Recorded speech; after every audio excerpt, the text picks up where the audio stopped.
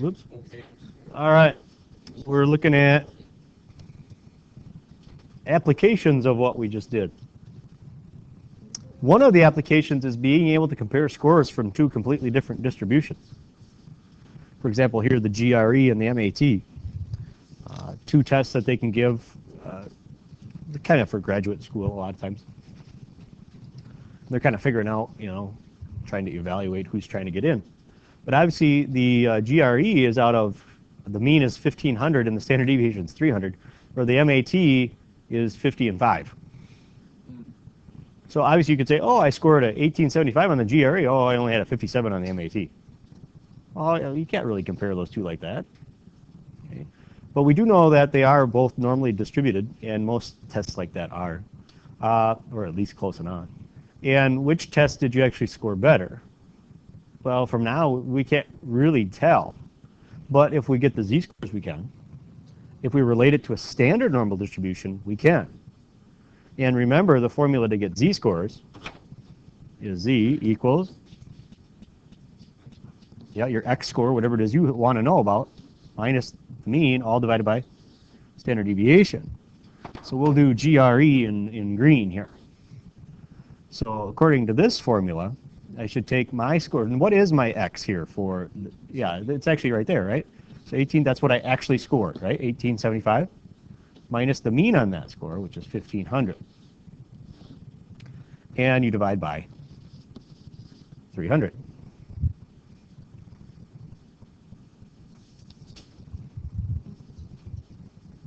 Yep, the graduate records exam. Yep, 1.25. So we know for the green one, we're looking at 1.25.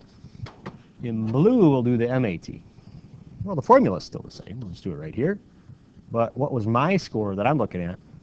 57, right? Or somebody else's score, maybe. Minus 50, because that's the mean, divided by 5. 1.4. Really, just looking at z-scores, if I know they're both talking about the standard normal distribution, so did I score technically better on the GRE or the MAT, or which person here scored better, the one that took the MAT or the GRE? MAT.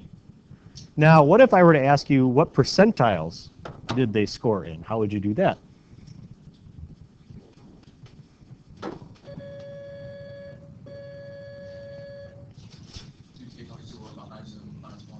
Yeah, that'd be a lot of work. Go to your table and find 1.25 and find that percent and go find 1.4. So what are our two scores, 1.25 and 1.4?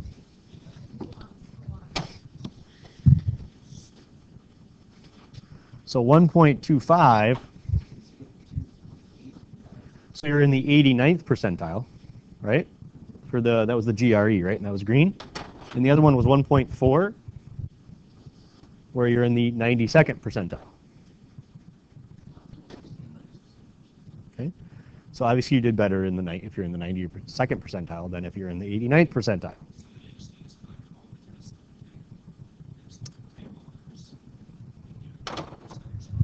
For all the tests you take, no, they know what scores are good. They basically, for getting in, they have a certain requirement. They say you have to score this on the GRE, you have to score this on the MAT, because somebody has basically standardized it for them. They said, here's the mean.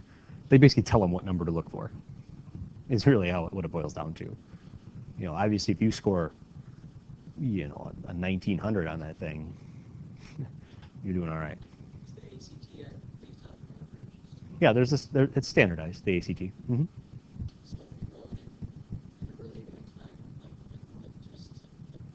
Over time, it's standardized, not necessarily each year. But well, actually, I think it is each year. Each year, I think, is done that way. They find the mean for that year. They find out, what the standard deviation is, and that's how they figure out your percentile.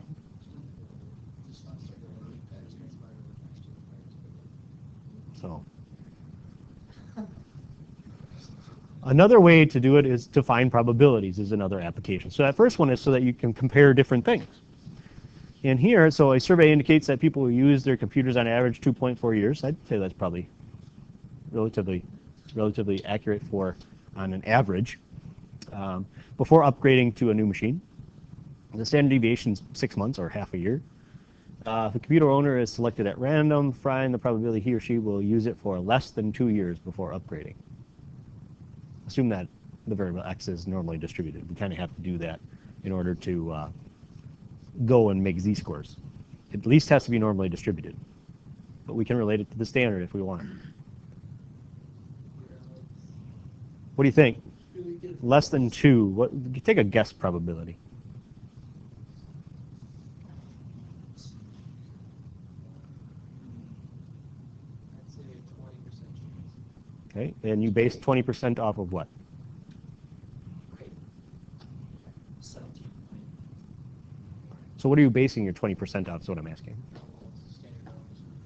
Okay, and so what numbers are kind of going through your head when you look at that? 0.5 is, it brings it down to 36, 32. So you're looking at 1.9 years if you go left, right? 1 standard deviation, right? And so we're talking 2 years, so we're down about 0.4. So it's almost down 1 standard deviation, correct?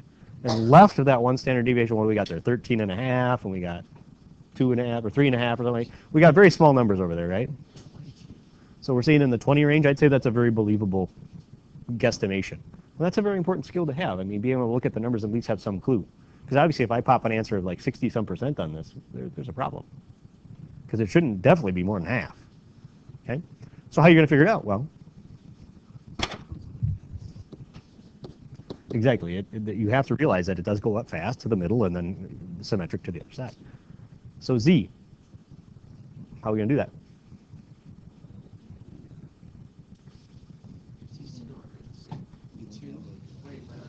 Two minus 2.4, right? Because this is x minus the mean, right? Divided by standard deviation, so 0.5. I was going to be tricky and put 6 months there and see if you told me to divide by 6, but I decided not to. You realize it should be the same label if you're going to put it in the same formula, right? All right, so we're talking about basically negative 0.4 divided by a half, and dividing by a half is the same as multiplying by. Yeah, doubling, multiplying by 2. So it's really negative 0.8 for all of you that were sitting there typing away. So now you go to a z-score of negative 0.8, and then you kind of find out what you're talking about. But didn't we kind of come to that conclusion on our own that it was going to be a little less than 1 to the left, right? We kind of knew that already.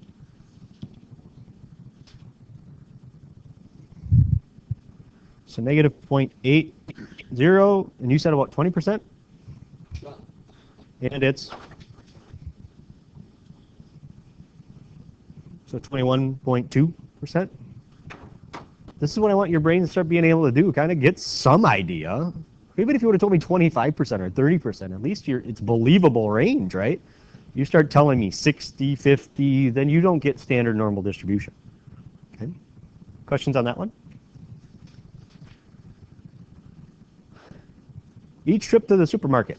And this is actual data that I pull up here too. I should cite it. I don't. But average of 45 minutes with a standard deviation of 12 minutes. The length of time spent in the store is normally distributed. It actually is, believe it or not. At least close enough. And is represented by the variable x. A shopper enters the store.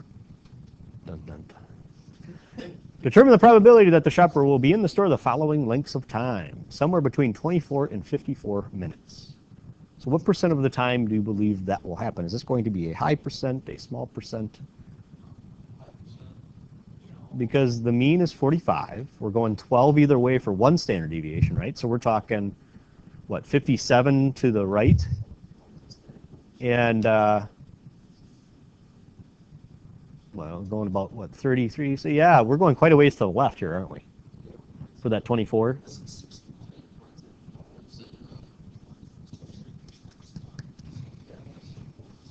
So how are we going to do this? Well, we have to do a z-score on both and then kind of subtract the answers, right? Because we're basically talking about, we know our mean in this problem is 45. We know 24 is out a ways, right? And we know 54 is actually pretty close. So we're looking for that. So we want to get rid of this and we want to get rid of that. The easiest way to get rid of this is just find that answer and find the area. You get rid of that by doing that. But then I have to find this answer, find the area, and subtract. right? So what is my z-score for 24? Well, 24, 45 divided by, what was it again, 12? And so this one's, yeah, negative 1.75, right? Yeah. And z-score for the other one, you would take 54 minus 45. I think that one's 0.75, isn't it? 9, yeah, right?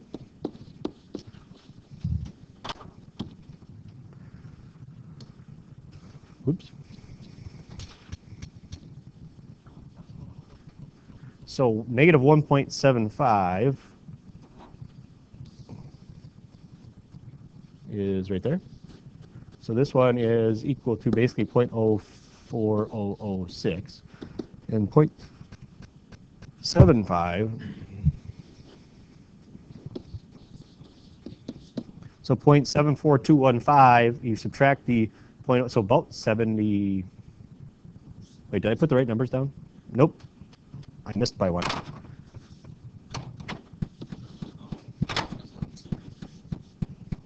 Point 77337, right? I circled the wrong one, sorry about that. So you subtract, and we're talking about 73.3, yeah, so it's about 77.3%. If you subtract, right? And that'll get you that. So 77.3%. Right? Or 73, yeah, so, what did I say? Wow. Yeah. 73.3, right? Percent. Oh, there you go. I think we were still within reason on that one, right? Because we were about 1 to the right, more than 1 to the left. We know that's quite a bit in there, right? How about this one? High probability, low, what do you think? You got to be careful by cutting areas in half, though, because they aren't symmetric. In those little areas, like 13.5, if you're right in the middle of that, you don't actually get half the area because there's more area towards the middle. So be very careful when doing that. So why don't we just find the z-score for that bad boy and go from there. 39, what's the average? 45? And 12? So what are we looking at here? Negative half, isn't it?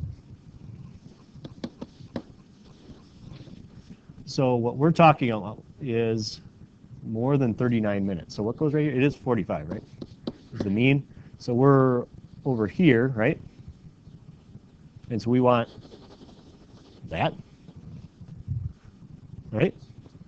So how do you find that? Well, find your answer by in the table, which is that, and subtract it from 1, right?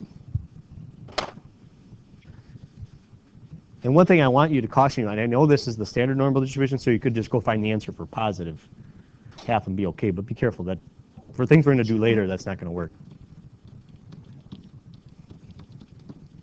There it is. So let's find negative 0.5, like that right here. So 1 minus.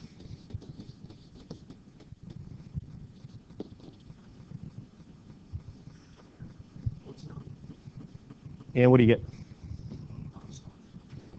About 69.15, approximately, right?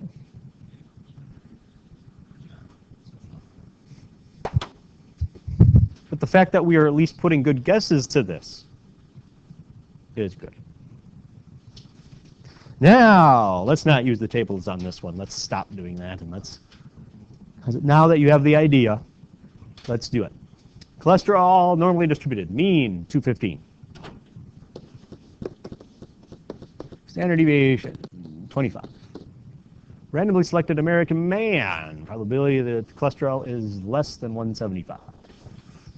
So X is 175 is, well, we want less than that, right? So we're talking about mean is 215, right? And we can go 25 that way, which so 175 is in here somewhere, right? And so we want to know from there this way. Agreed? Estimations? Small, less than 15%, I heard. Okay. So find on your calculator where it says, and I thought I brought my calculator up and I don't see it. Find where it says normal distribution. So where are you probably going to start looking? Distributions. Yes, I believe it's the second one that we're going to use. Yeah, we want to accumulate it, right? We want it to add it up for us. And this should be up soon. When you use the normal cumulative, the first thing it's asking for is what's the value you want me to start at? Well, 0, right? We want to go 0, a cholesterol of 0, which I think kind of means you're dead, all the way to 175. Well, what else does it need to know? What else does this calculator need to know? It needs to know standard deviation. It also needs to know the mean in reference to what, right? And so the next comes, and you might want to write this down, what these stand for once you, and maybe even write down what you're typing in on your notes. Next comes the mean. And last is your standard deviation.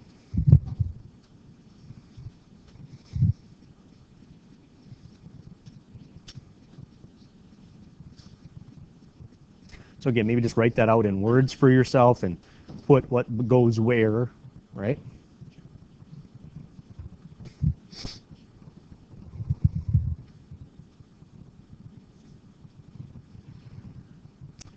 kind of gets at like the bottom or the start, and then where you want it to stop, then the mean, then the standard deviation.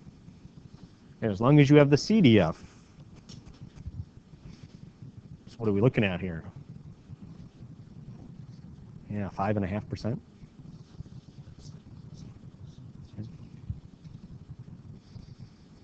Remember, the further standard deviations you go out, percentages change. So with that, could I have used this for that problem between 25 and 54? Could I have used it for that one? Yeah, you just say you start at 24, end at 54, put the mean, so forth and so on, right? Well, let's try that. Let's give that one a little whirl. So we bring it back up. Well, I'll just start over. Distribution, cumulative, and we start at 24, right? That's what it was. And at 54, I think. What was the mean on that problem? 45? Standard deviation was 12? Oh, hey, same answer we got. How about that? A little bit quicker. But my caution to you, think back to that student that came back to me, and this is all that student knew what to do. Type this in. Had no vision of a bell curve, had no idea what a z-score was, had no clue what was going on. And then if I start asking you questions about it, are you going to be able to manipulate these things if you don't even know what they do?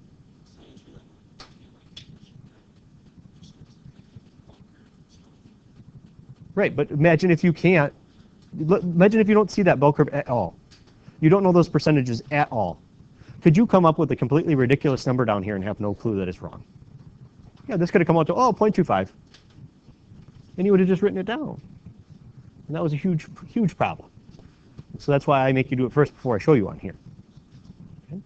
Tomorrow we will deal with the last one on there and have some homework on this idea.